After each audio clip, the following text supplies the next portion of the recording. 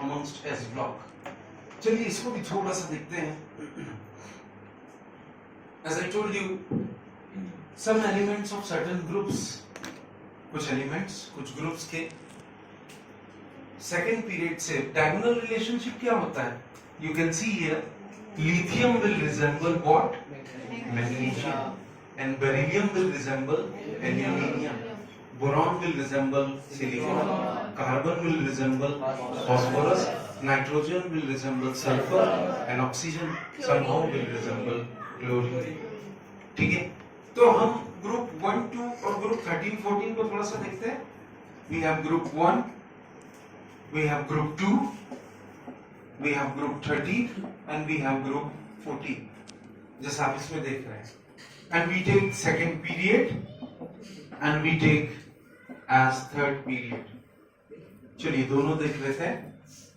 यहाँ पे lithium, sodium, then beryllium, magnesium, then group 13 में देखेंगे boron, aluminium, and then carbon and silicon. ठीक है? They all will show the diagonal relationship. What they all will show? They all will show the diagonal relationship. So lithium resembles मतलब lithium की बहुत सारी property magnesium से match खाती है, beryllium की बहुत सारी प्रॉपर्टी एल्यूमिनियम से मैच खाती है, और बोरॉन की बहुत सारी प्रॉपर्टी सिलिकॉन से मैच खाती है. This resemblance from one group, first group to the second group, this is known as diagonal relationship. Hindi में इसको बोलते हैं विकर्ण संबंध. Is this clear? Right? है ना? अब यहाँ पे अगर आप देखेंगे तो you will find कि ग्रुप में तो इनकी लिथियम सोडियम से तो मैच खाता ही है. They have their similarities. लेकिन वो साइड वाले ग्रुप से भी अपनी सिमिलरिटी शो करता है, रिजेम्बलेंस शो करता है. This type of resemblance is commonly known as diagonal relationship. अब मेन रीजंस डायगोनल रिलेशनशिप के क्या क्या हैं? पहला, you will find the first factor is similarity in electropositive character. So the first factor is similarity in electropositive character. That can be the first factor. And what is that similarity in the electropositive character? Clear? देखिए, हमने एक चीज देखा है बहुत अच्छे से इस पीरियोडिक टेबल में. ठीक है? क्या चीज देखा?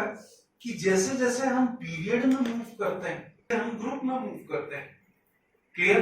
तो इलेक्ट्रोनेगेटिविटी पीरियड में इंक्रीज होती है, लेकिन ग्रुप में इलेक्ट्रोनेगेटिविटी क्या होती है? डिक्रीज होती है. In a period the electronegativity increases, but in a group the electronegativity decreases. That happens as you can see. Clear? और इसका उल्टा होता है conversely. What happens? Electropositive character अगर पीरियोडिक टेबल में आप देखेंगे तो you will find electropositive character decrease हो रहा है पीरियड में, लेकिन इलेक्ट्रोपॉजिटिव कैरेक्टर ग्रुप में आने पे क्या हो रहा है? Increase. So both the factors they are converse reverse to each other. और जब हम डायगोनली आ रहे हैं, you can see when I am moving from lithium to magnesium, जब हम डायगोनली आ रहे हैं तो they have what is common? They have one thing in common. Lithium and magnesium, they have similar electropositive character. What do they have? They have similar electropositive character. This is one of the commonest thing. That lithium and beryllium, in the same way, when I'm talking about what you call as these groups, beryllium and aluminium and boron and silicon, they have similar electropositive characters. In the same way कि हम लोग अगर periodic table में एक और चीज देखेंगे या ग्रुप वाइज भी देखेंगे, पीरियड वाइज भी देखेंगे, आई एम टॉकिंग अबाउट ये दोनों डायगोनल रिलेशनशिप इसलिए भी शो कर रहे हैं that there is similarity in their atomic और ionic radii.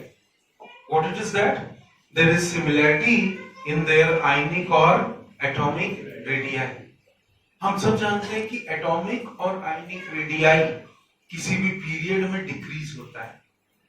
When you are moving in a period from left to right, the atomic and ionic radii decreases.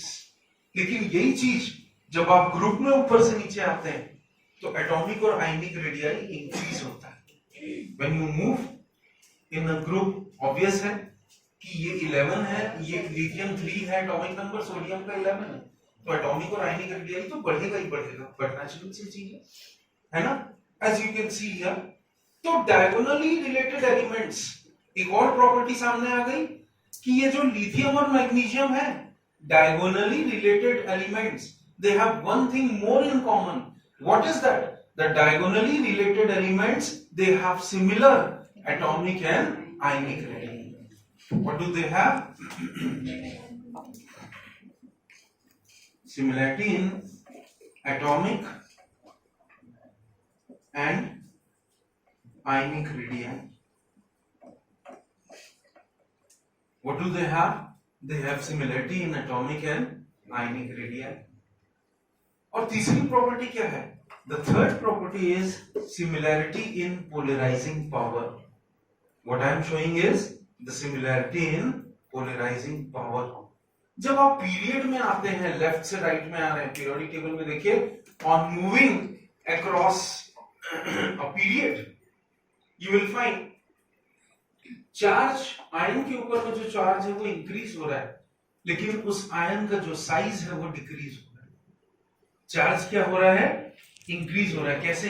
जैसे this is +1, this is +2, तो charge क्या हो रहा है? Increase हो रहा है, लेकिन जो साइज है वो क्या हो रहा है?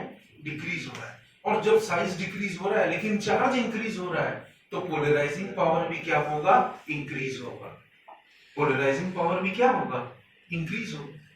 Getting me? इसके पास चार्ज +1 था, उसके पास चार्ज +2, पोलराइजिंग पावर इंक्रीज हो रहा है।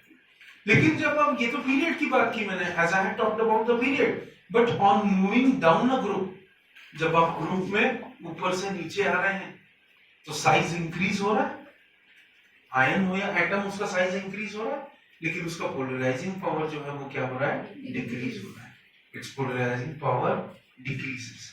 लेकिन जब आप डायगोनली आ रहे हैं, सीधा नहीं आ रहे हैं ग्रुप में, ऐसे आ रहे हैं, तो जब आप डायगोनली आ रहे हैं तो व्हाट यू विल फाइंड, ये दोनों चीजें, कौन कौन सी दोनों चीजें? अगर आप देखेंगे, पोलराइजिंग पावर और चार्ज ऑफ द आयन, ये दोनों एक दूसरे को कैंसल आउट कर रहा है।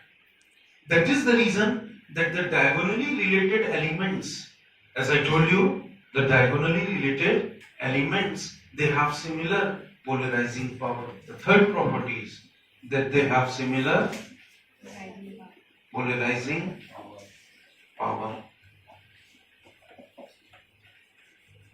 That also makes them become diagonal, resembling to each other. ये तो अब this was all I was talking about diagonal relationship. अब next topic में देखते हैं alkali metals के बारे में. Let us talk about, in the next topic is alkali metals.